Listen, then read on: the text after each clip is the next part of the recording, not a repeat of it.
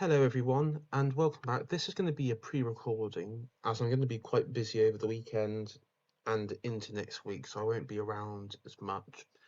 Though two things have happened this week which are quite important.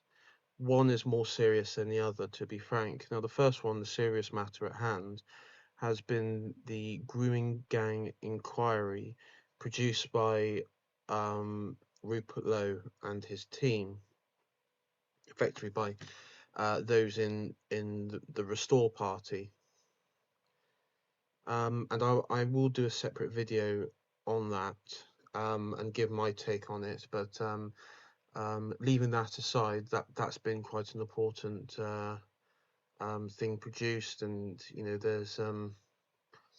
there's been some pushback in some areas from people. There's been not the mainstream media haven't really picked up on it, so something we'll talk about. And I know there's a good chance I may not be available on Saturday with Iron Duke on his channel to talk about it, and I imagine there'll be a lot of people, a lot of guests, Farry and Mitch Chatham and others that will want to have their say. So I just thought if I do it now, then we can hear my take on this.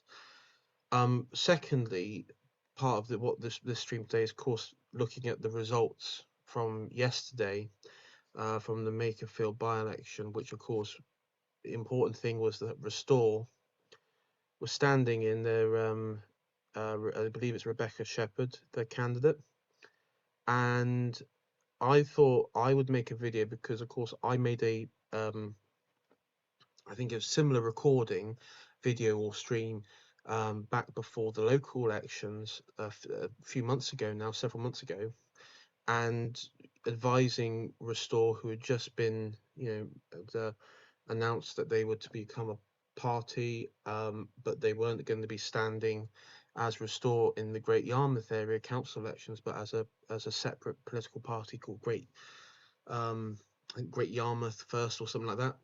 And I put together a guide for canvassers on the ground, what to do, how to allocate time, resources, and various online tools to help, uh, data and maps and other things collected to maximize your campaign reach.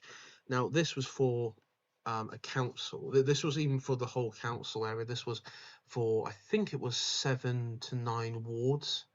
So it's smaller than your constituency area. So there was a greater chance of focus, and also being local, there's a different dynamic to it.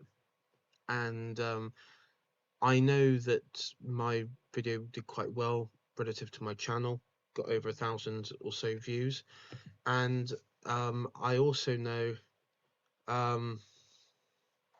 that a few people sent it to, I think it was Bo, a couple of the Lotus Eaters, and also people on the ground as well. So it did reach. So I like to think it did reach and help a few people plan and everything, because I wasn't sure who was leading what on the ground. And there's a lot of when it comes to canvassing, so I've done it years and years now, before, when I was member of the Conservative Party, about before Boris Johnson now, but right back in the day, um, there is an element of initiative and relying on certain local knowledge, which if you're parachuted in, or you've got people coming from outside the area, won't have that knowledge. And so that's why I sort of produce a guide of how to acquire that information. But that being said, soon after, when you have this by-election in Makerfield, which was triggered because the incumbent Labour MP there resigned, probably at the behest of Andy Burnham's team, because of course he's going to make a leadership bid now, and they needed a seat that he could get, which the National Executive Committee of the Labour Party probably also, originally he tried to get that one that Matt Goodwin was standing in, and Gordon and Denton. but he was rejected from that, and as a result, it went to the Green Party. I do wonder if the Labour Party. I imagine there was some deal done between the National Executive Committee and those on the NEC and Andy Burnham's team. Probably maybe a fear of the Green Party. I don't know. I don't know what deal was made, but obviously something was agreed because he was allowed to stand in this one, and he's been elected. So I'll just bring up the results here. As you can see,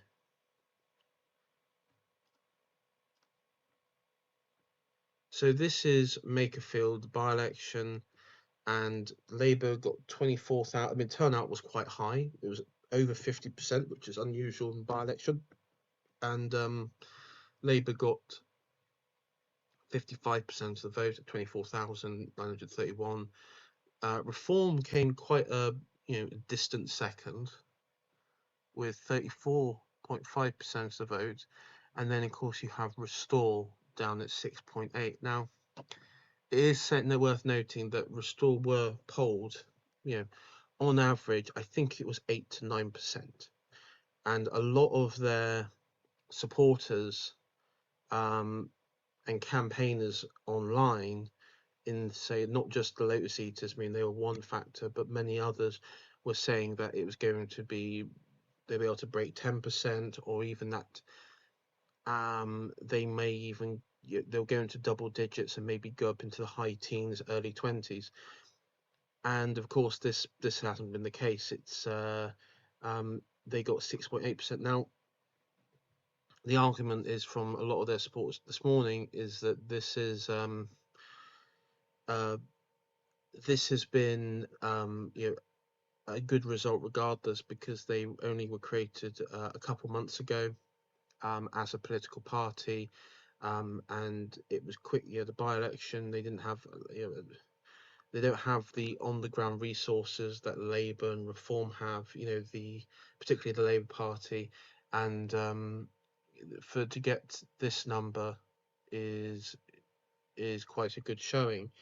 And the people who are critical of Reform from the left, and also some people from the more right-wing scene, anti-democratic, anti-liberal scene, has been, well, the BNP in 2010 still outperformed. They got about 7%, so they outperformed Restore. And this was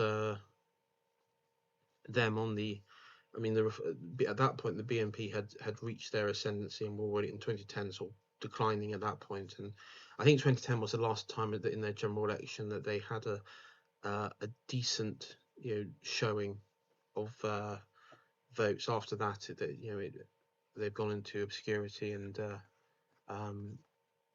as a sort of ghost party near enough.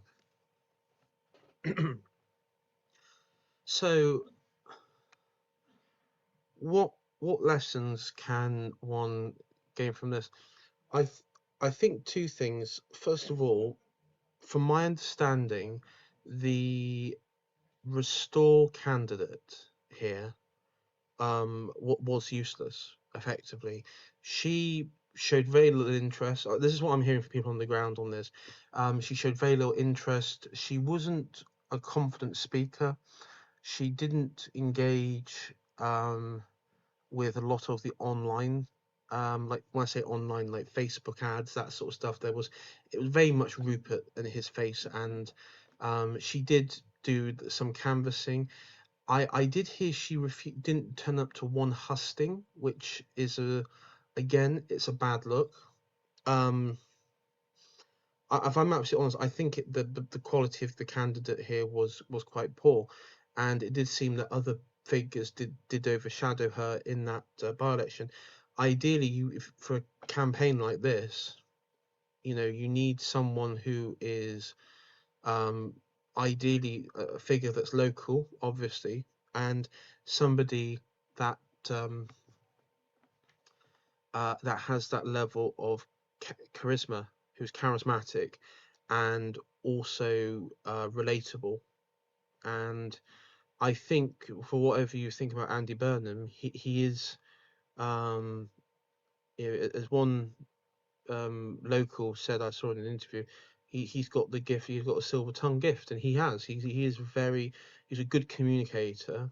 It's probably one of the reasons why there's a bit of fear about it, why there are a lot fear from the a lot of reform people, is that he probably will have a better chance in a general election against um, Nigel Farage than Keir Starmer, because Keir Starmer can't communicate or relatable or anything like that to the electorate, and as a result, um, if there was Burnham against Nigel, I think Burnham and the Labour Party would win hands down. Uh, Reform at this by-election got roughly the same percentage of the vote as they did last time. Labour increased theirs quite significantly. So that's one problem.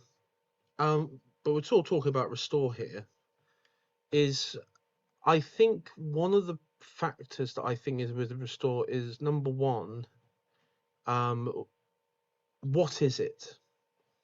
We know roughly, the narrative arc behind Restore, why it was created, and all that. But one thing that I think is worth pointing out, and I think this is a bit of a harsh reality, is a lot of their support, a lot of Restore support and campaigners have been a bit terminally online, and it has been rather online, which necessarily isn't a bad thing, but at the same time, uh, while starting online, you have to try and get it back into the real world. And I know Morgoth and a few others have been, saying, like, how can people vote Labour? Bear in mind, this constituency is like 94% white British, which is extremely high compared to Northern England and anywhere in England. Quite frankly, it's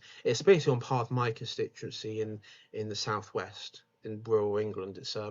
It's quite homogenous to the native people, and it's like, well, how can people, and this I've seen from Morgoth and a few others, how can people who have seen the Henry Novak case, the what happened in Belfast, and countless other, migrant rape cases and everything, how can how can they continue to vote in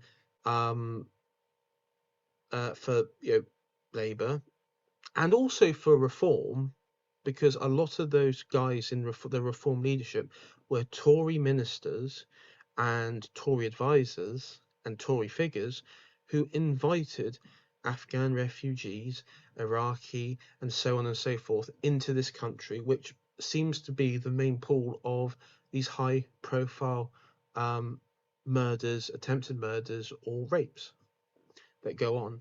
How can how can people continue to vote for these parties?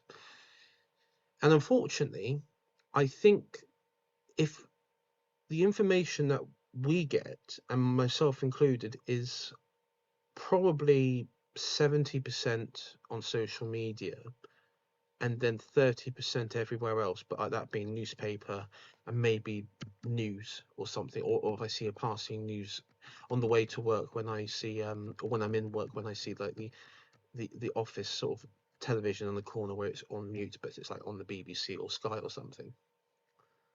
And it was a conversation I heard with some work colleagues last week who were talking about the old good old um,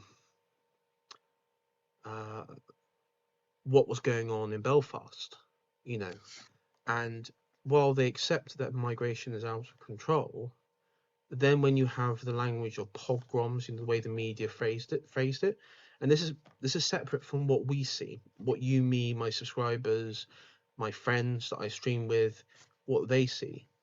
What the average public see is they just see pogroms. They see language that is used, which is strongly associated with the you know, the historic evil, the mythological evil of the modern West, which of course is Nazi Germany, and that is what informs people, and it sort of, you know, unfortunately the masses, they want things simplified to good and evil.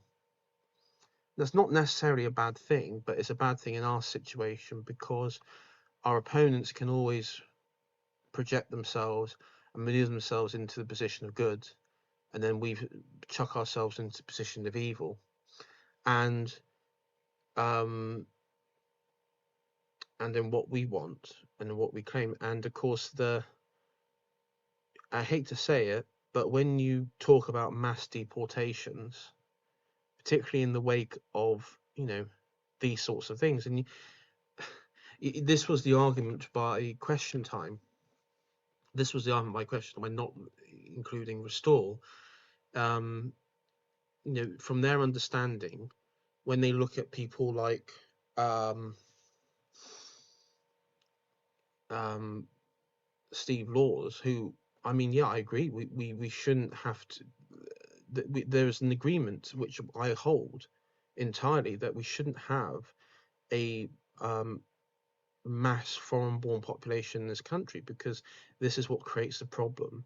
But the problem is the people are affected by these niceties. They can't get over these nice liberal tolerant principles because it's so ingrained. And then when you are confronted with a figure who says, no, we're going to chuck them all out, they're dangerous, we'll kick them all out, there is, I mean, there's no will within any aspect of the system to do that, um, both through, you know, a biolend's point of view, but also a strong financial point of view, which I've talked about before many times, of why we need, why the system wants constant foreign labour, whether they be dangerous psychotic killers or just dangerous individuals themselves. It doesn't really matter because it suits them fine of upholding the system.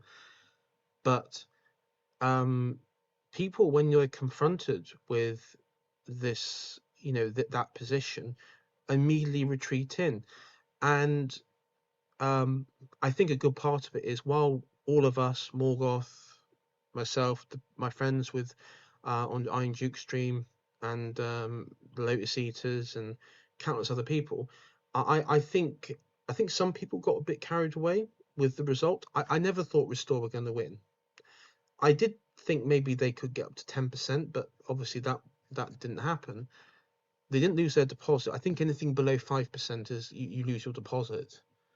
So they were able. I mean, the Tories and the Green Party and Lib Dems lost their deposit, so that's one thing.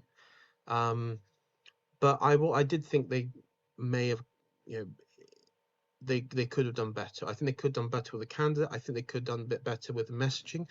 The messaging in this by-election was also a bit weird because, of course, the messaging was, and it was understood by everybody, that you vote for Burnham to get Starmer out. Burnham would come in. He could then, you know, next week instigate a challenge to the leadership and challenge Starmer and get Starmer out that route. And the problem with Reform was they said, you know, vote Reform to get Starmer out, and so the constant messaging benefited Andy in the long term. I think in this by-election, Restore should have focus on the attack on Reform more so than anything else. And I know they did, but the strongest attack is, and I think I saw a bit of flip-flopping on this thing, you know, that they attack Labour, which is fine, but the strongest attack that Restore, because ultimately Restore would be picking up Reform voters. The strongest one is, of course, the leadership. You have Robert Jenrick, you got Suella Braverman, you got Rosendale, you got all these figures from the Tory party who aren't just, you know, any random Tories. These were the ones who brought Afghan refugees, who brought people from the Middle East, who welcomed them and wanted them, and even, you know, and who was that idiot down in Wiltshire, that Reform MP down there, Daniel something, you know, that Hungarian chap.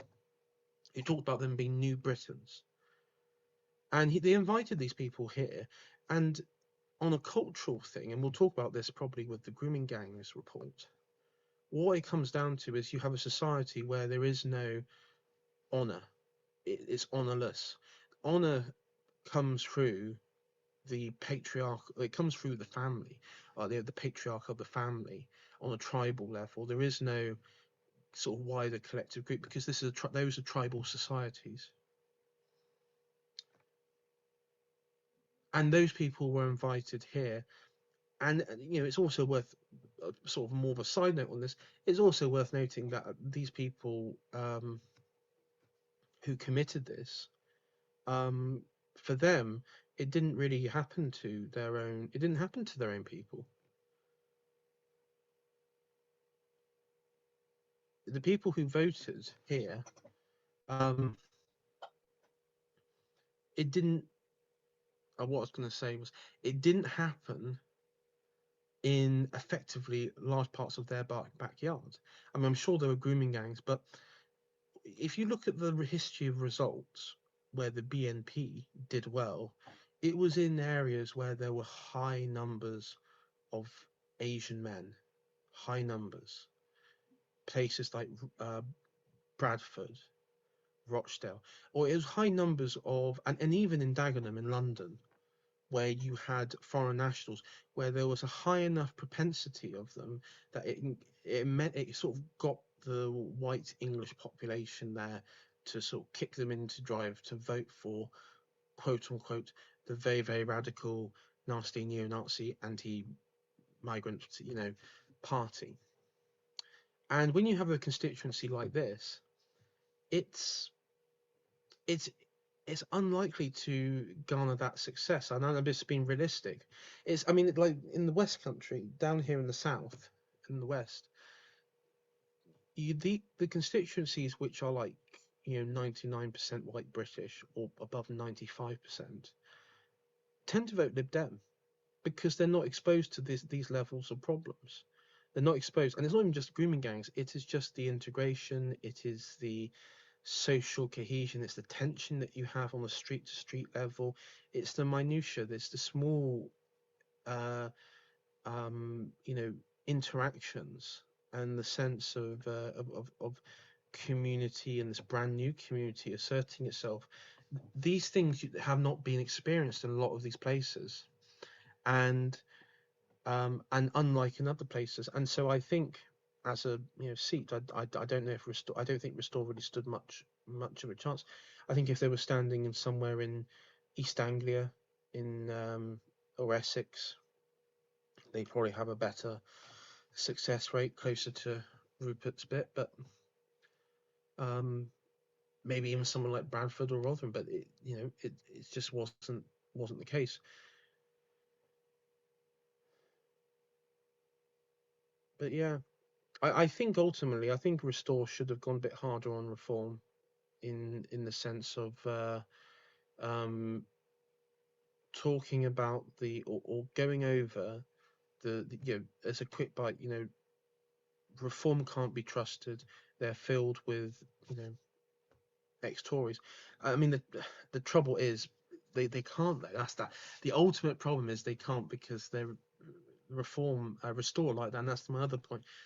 Unfortunately, the people who have surrounded themselves round Restore, you had that ex-Tory MP who was done for gambling, who turned out to be this massive Zionist con artist. You've got Tommy Robinson and that crowd getting involved.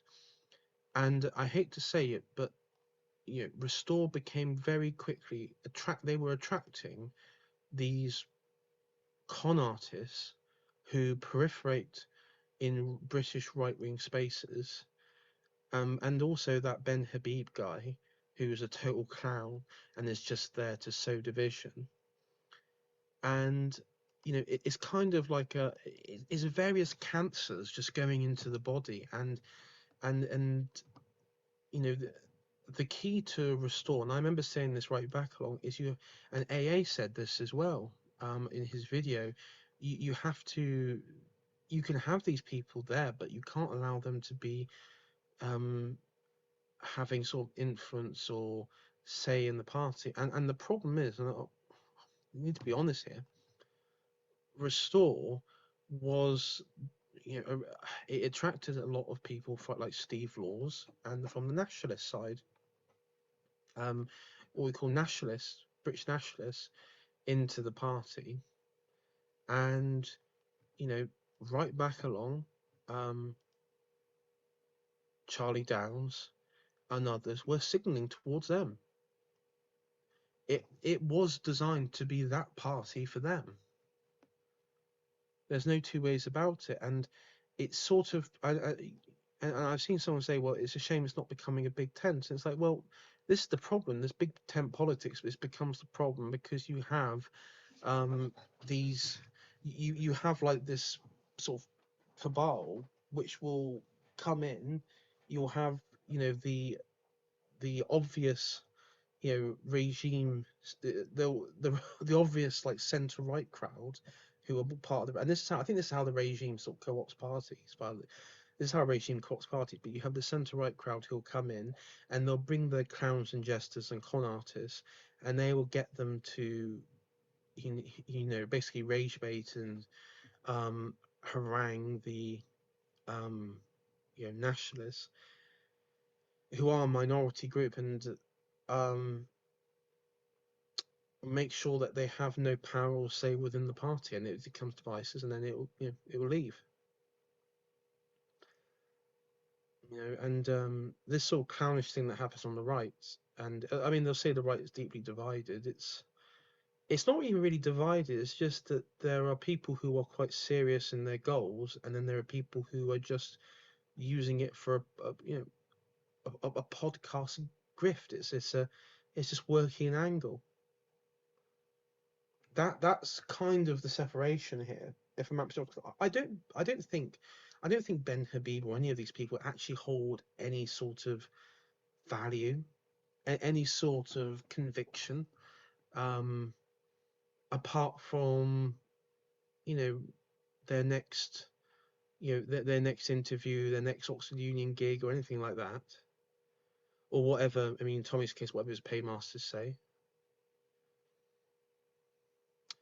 And that's the thing is when you see these, if I feel sense these people are untrustworthy con artists, then what do you think the rest I mean the public will feel that as well? When I see Calvin Robinson, Ben Habib, Dan Wootton, um, and Lawrence Fox, and all these characters,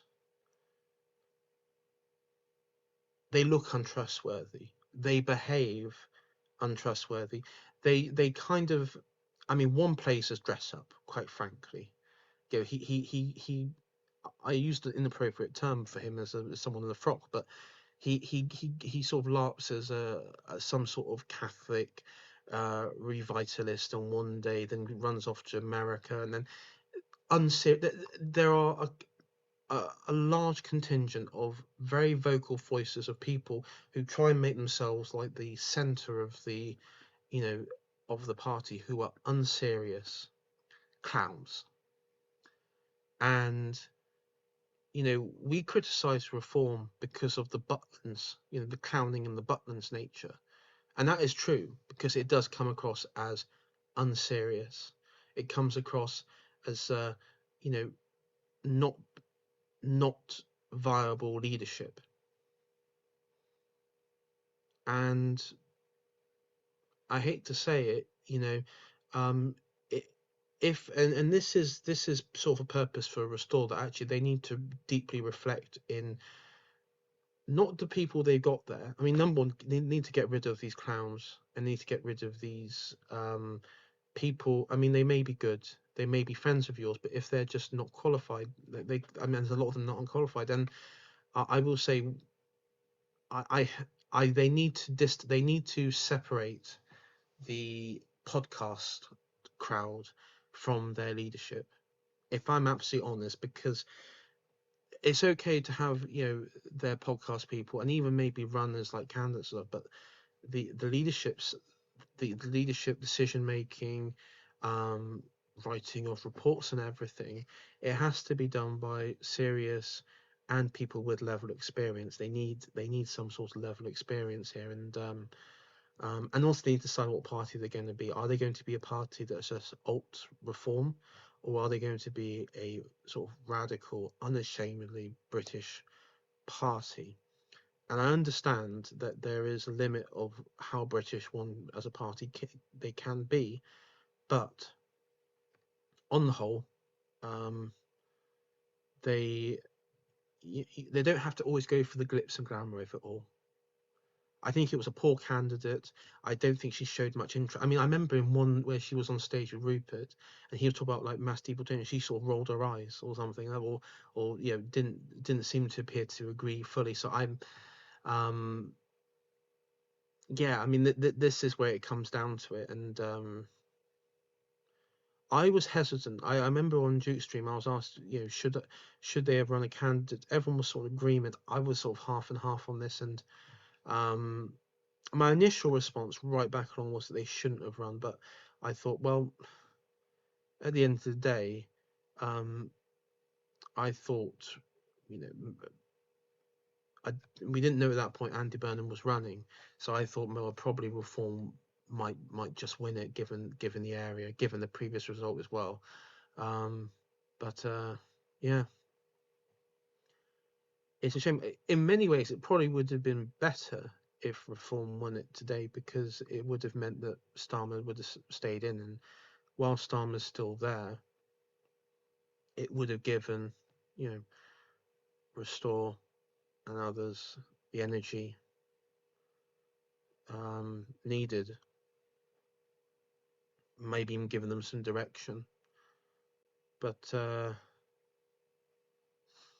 yeah, as I say, there's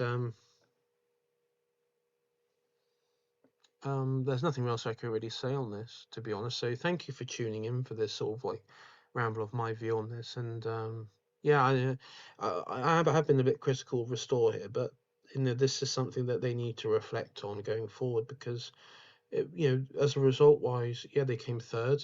I think if they didn't come third and they lost their deposit, probably that would have been like, if they lost their deposit and they came uh, maybe like fourth behind the Tories, I think the Restore project probably would have packed in.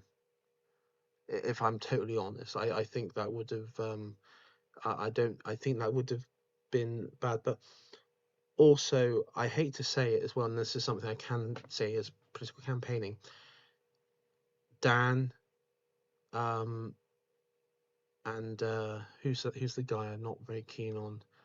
Um, Connor Tomlinson and the others. And Carl, you lot were bigging up the Reform vote and everything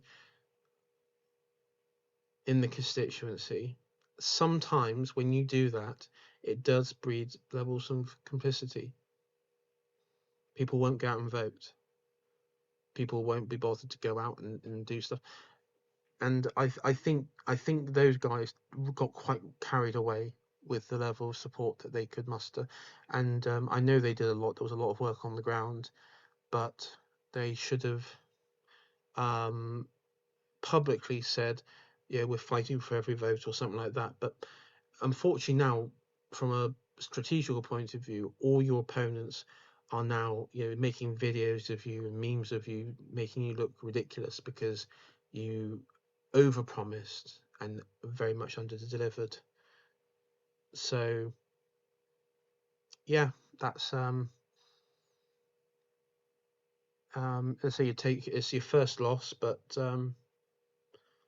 yeah, I say you sort of have to be somewhat realistic going forward, I think. But we'll see how they take it. And advice wise,